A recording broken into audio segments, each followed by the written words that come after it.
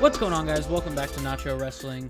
I know I've been away for about a month now, and I'm sorry about that, but I decided to take a little me time, and none of the products really were that interesting for me to cover at the time, and I have been working on videos, writing a couple of essays here and there, and getting stuff planned out before I record them and edit them, and trying to have them backlogged, so to speak. But let's move on from the behind the scenes stuff because nobody wants to hear about that. We're here to talk about Elimination Chamber. Elimination Chamber is tomorrow, Saturday, March 1st. And it's a 4-match card with a talkie segment that is either going to start the show or main event the show. With The Rock, it's really either or. Hopefully not in the middle because, God, it's going to put me to sleep. Not because it's boring at all, just because it's so long. The segment with Cody on SmackDown was really long. And I just feel like this same segment on Elimination Chamber is going to be the same way. But that's neither here nor there. Like I said, we're doing something a little different for this video. Rather than doing a predictions video and just going over who I think is going to win and giving my confidence points, I'm going to be filling out the Steve and Larson's Going in Raw Big Blue Predictions Challenge. God, that is a mouthful. The Steve and Larson's Going in Raw Big Blue Predictions Challenge for March. I know it's still February, but the show is in March, so, go fuck yourself. As you can see here, we have the online predictions form that you can only access via Patreon or YouTube channel membership with Steven Larson's Going in Raw. And I am a proud friendo supporter of the channel, and I always will be. And let's go ahead and get into this. The tag team match, you got Tiffany Stratton and Trish Stratus taking on Nia Jax and Candice LeRae. It is very obvious who's going to win this match. Tiffy's got to get some sort of win and some sort of positive heat, not like bad heat, but like, a win. She's got to get something going into Mania, especially if she is going to lose to Charlotte. So I think it is going to be Tiffany Stratton and Trish Stratus getting the win. It's also Trish Stratus in her home country, hometown. I believe she is from Toronto as well. So, I mean, come on. It's obvious that they're going to win. The unsanctioned match between Sami Zayn and Kevin Owens. I think this match could go either way. I'd like to know what everyone thinks about this match down in the comments below, mainly because I think this is what a lot of people are looking forward to the most. I think it's going to be akin to their ladder war from Ring of Honor Final Battle 2012. Hopefully it's as close to, if not the same, like hard-hitting style. Allow them to do some things with weapons that we really haven't seen in WWE in a while, and maybe allow a blood pack for both guys, I think would be really cool. That being said, I do think Kevin Owens is going to get the win. Kevin Owens just took a nasty loss to Cody Rhodes at the Royal Rumble. Sami Zayn, of course, has been losing nonstop to Drew McIntyre the past few weeks. But I think that Kevin Owens is kind of on not a higher level right now. I think they're both kind of on the same level, but I think Kevin Owens is on a higher trajectory right now. Like, he just fought Cody for the title. I mean, come on. Sammy is still talking about how he wants to get to the world title and can't. So, I don't know. I see that they have no winner as an option. I don't think that can happen in an unsanctioned match. But, back in 2019, we all thought that wasn't going to happen in a Hell in a Cell. And it happened. So, I don't know. But I'll go with Kevin Owens. Women's Elimination Chamber.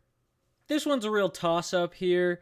I think Bayley and Roxanne Perez, like Steven Larson have said, cancel each other out because they're going to fight at Stand and Deliver. So I think Roxanne might get Bayley eliminated, and then, she just gets eliminated eventually later on, by her own accord or something like that. I'm not too sure, but they cancel each other out. Liv and Rhea, they just finished their feud, and they haven't really interacted that much recently, so that gives me hope that they're gonna take a break from those two feuding, especially with Liv and Raquel winning the tag titles on Raw a week ago. You'd think that they're gonna take a break with Liv and Rhea, and all signs point to that possibility. But at the same time, there's a built feud there already. And Triple H loves the Judgment Day, so he very easily could give Liv the win. However, I do think Bianca is going to get the win just because, I mean, Bianca and Rhea, I know you could save it for next year's Mania, and give it a real good build and everything like that. But I'm of the camp of believers that Triple H is just going to book matches that he wants to see, and he's not really not worried about the build. He's not worried about the build. Obviously, he's going to make sure that the build to the match is somewhat substantial, but he thinks he can get that done in 3 weeks, whereas some people want him to kind of go back to his saga format of kind of doing stuff throughout a long period of time, and I kind of agree with that. But Bianca and Rhea just makes sense. They're two high profile names.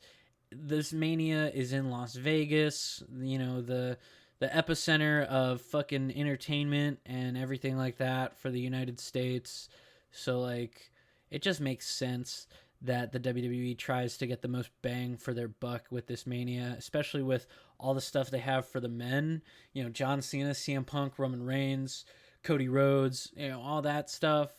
I mean, the women deserve some sort of big, grandiose moment, and I think that's Rhea and Bianca right now. Next up, we got the Men's Elimination Chamber. Unlike the Women's Elimination Chamber, for me personally at least, I think this one is very obvious. CM Punk. I mean, come on. John Cena hasn't been here enough to relegate himself to a world title match, and I know a lot of people are just like, well, it's John Cena. He can just get the title match. He can get the title match, but with everything they have, all the pieces they have right now, they can't just not tell a good story and just be like, well, here's what you want.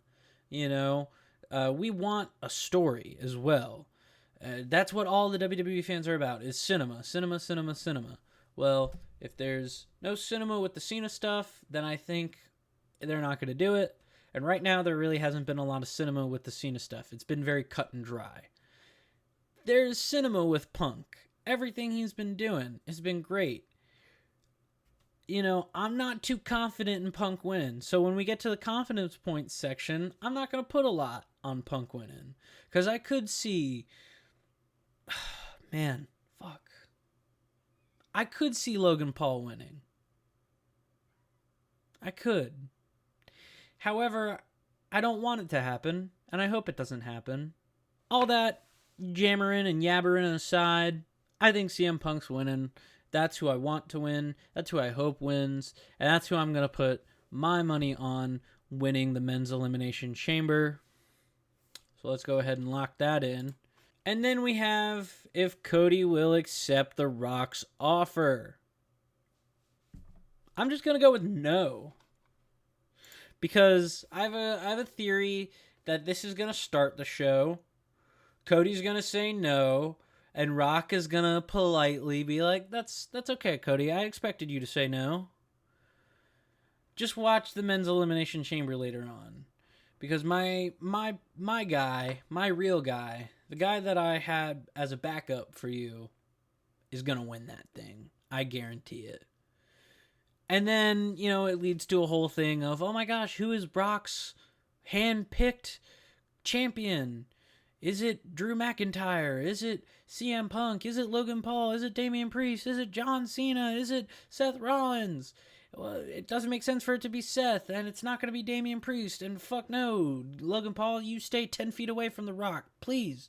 10,000 feet away from The Rock, actually. You dumb son of a bitch. It's going to be Drew McIntyre. I think that makes the most sense. Just storyline-wise, Drew and everything he's been doing, shacking up with The Rock, the final boss, becoming the chosen one again. It's good writing. It's really good writing. If they don't go with Drew and they go with Solo or Jacob Fatu, Jacob would be cool, but just doesn't really fit as a corporate champion. And then Solo,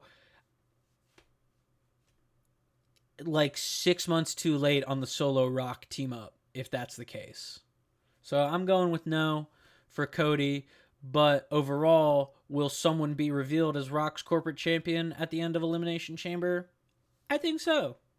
Let's move on to confidence points for the tag team match. I'm pretty confident that Tiff and Trish are going to win. So I'd put like a 5 on that, in all honesty. I mean, everything points to them winning. You know, Tiff needs a win on the road to Mania. Trish is in her home country having another final match ever. You know, seems like she has one of those every year now at this point.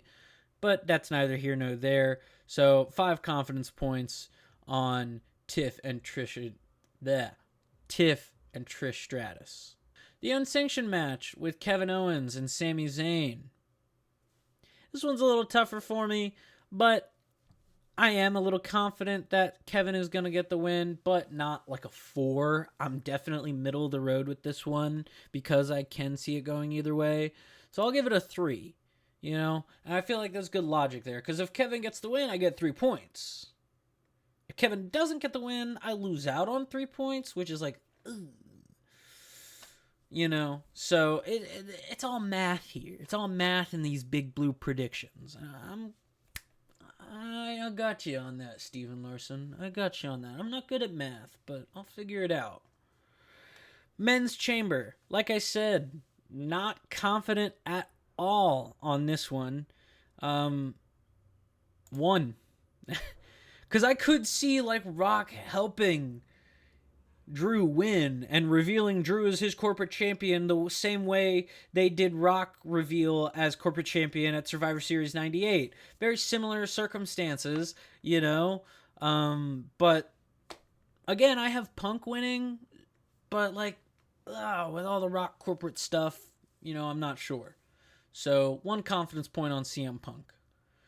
Women's Chamber and Bianca Belair winning. 2, because like Liv, the whole Liv thing of it all. And that's really the only issue with the women's elimination chamber for me is Liv and Bianca. I know a lot of people are like, well, Alexa's there and she has no ties to anybody. Yeah, good point. But another great point is that Alexa also hasn't done jack diddly shit since she came back. She hasn't even talked to Rhea once, like, interacted with Rhea on TV. She's on fucking SmackDown. Like, what? It doesn't make any sense. Honestly, Alexa versus Chelsea Green at WrestleMania. Give me that instead. Finally, we have the Rock and Cody Love Fest, as it is listed here on the confidence points sheet. And I'm going to give this, obviously, because I have to, because there's no repeats, 4. I think that really adds up. I do genuinely believe that Cody is going to say no, unless there is some weird left turn twist that they decide to do with the Mania build this year and have Cody be a Homelander type heel figure for the build this year to feud with CM Punk, the perennial babyface. That's a possibility, but that's very unlikely. But I think it is highly likely that Cody says no, so 4 confidence points. Prop bets. It's going to take a minute. Does anyone get replaced in either chamber match? Maybe Damian Priest? But, like, who does he get replaced with? I talked about it with a friend of mine. Maybe Roman Reigns? But like that, Roman's not going to work at Chamber. So I don't know who would replace Damian Priest other than Roman Reigns, and Roman's not going to just make an unannounced appearance like that and work a Chamber match. So I'm going to go with no. Because I don't think anyone's going to be replacing anyone in the women's chamber.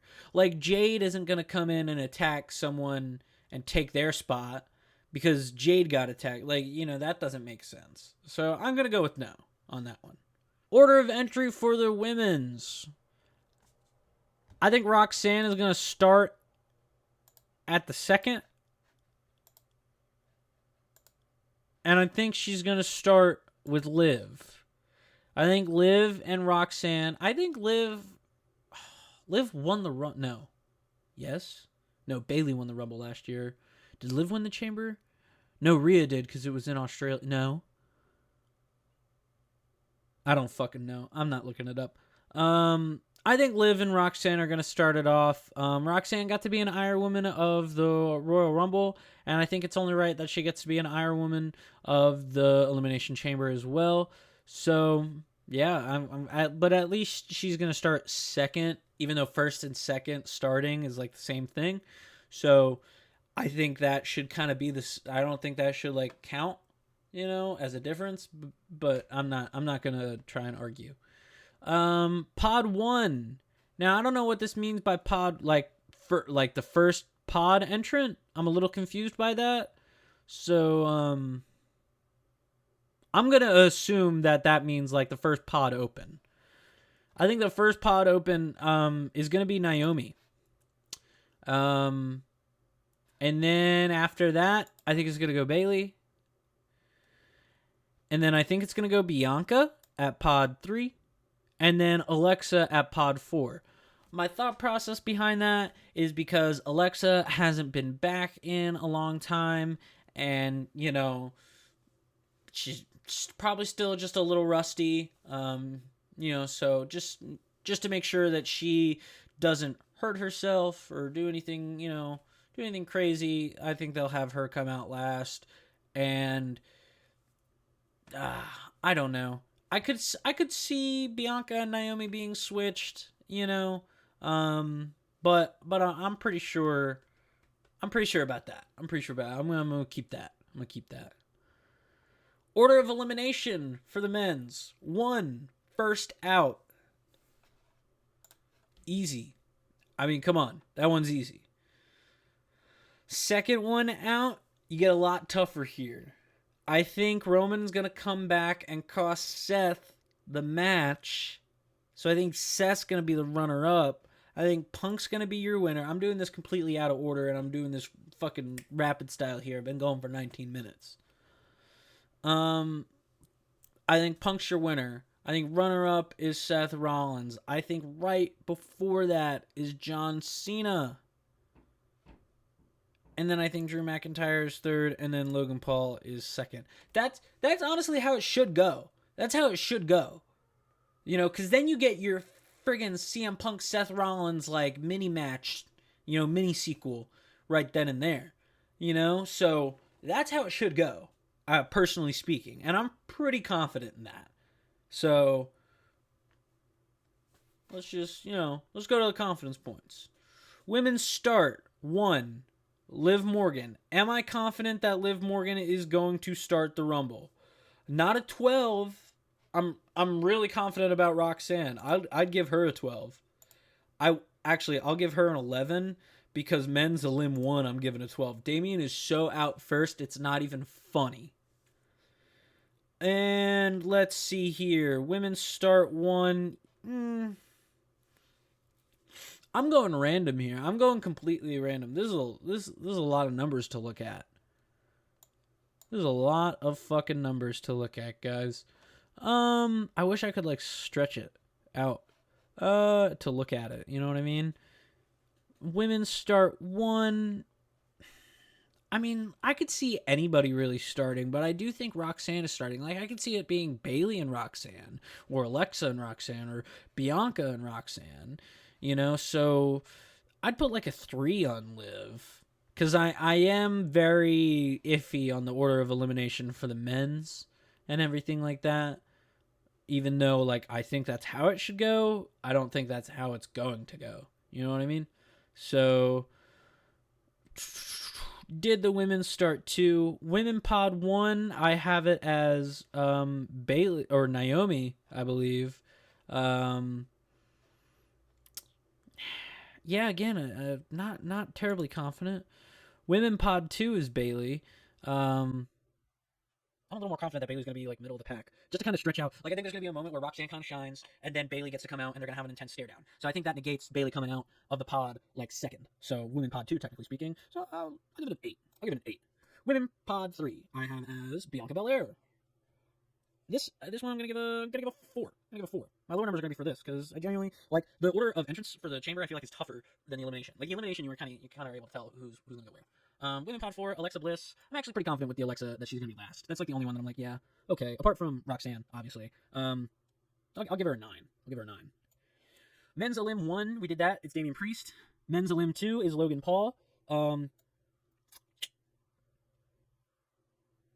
know. Anyone replace? Oh, I gotta put that as a prop bet too.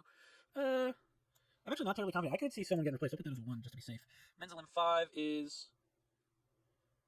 Seth Rollins, right? Yeah, it's Seth Rollins. So, like, Seth could be... It's tough. It's tough. Seth could either be runner-up or... No, Drew could either be runner-up or Drew could either be eliminated first. But let's see here. Where are we at? Men's Elim 2, we got that one sorted out yet? No, we're still on Logan Paul, actually.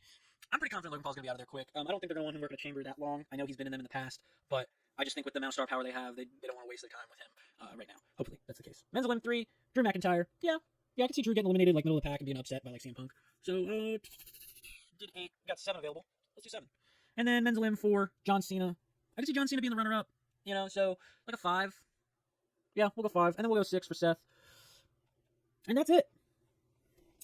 That is my predictions for Going in Raw's Big Blue Predictions Challenge for Elimination Chamber for March. Let's go ahead and lock them in right now. Bam! That's it for today's video. Let me know what you guys thought about it down in the comments below. Let me know what you guys think is going to happen at Elimination Chamber. If you haven't checked out Steven Larson's Going in Raw, go check them out. They're a great channel. They are what inspired me to do this stuff. And, I've always wanted to kind of use their stuff as sort of like a way to make content. And I figured this was a good way to do it. So, Steven Larson, if you see this, which I hope you are seeing it, thanks. Be sure to like, comment, subscribe, hit the bell to stay up to date on all things Nacho Wrestling, and I will see you guys next time.